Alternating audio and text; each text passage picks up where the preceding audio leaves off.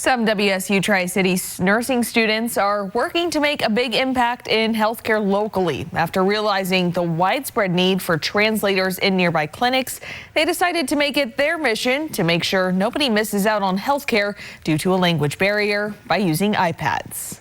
Not having an interpreter was always an issue. I have been that child that had to translate in medical appointments for my mom. Michaela Thefangza and Magali Torres know what it's like to experience language barriers in a healthcare setting. Michaela is deaf, and Magali served as a translator for her mother. Feeling kind of left out of your own treatment because they're kind of like deciding for you.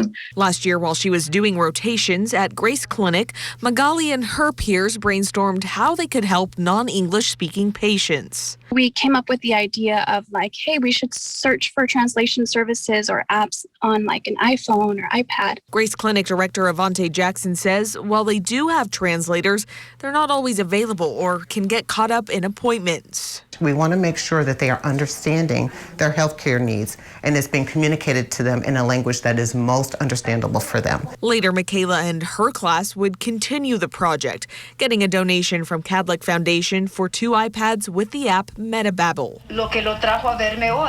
That was kind of my motivation because I knew there were other individuals out there who have the same problem. It really makes a difference for the patient because they're more open. The app helps care providers figure out how they can best treat their patient, asking yes or no questions in their language, or even prompting a patient to point where they're hurt, ensuring everyone gets the help they need, regardless of the language they speak. Anything and everything we can do to make sure they know that they are a priority and that we're here to take care of them, then that's going to improve the experience for everybody overall. That's our #1 goal.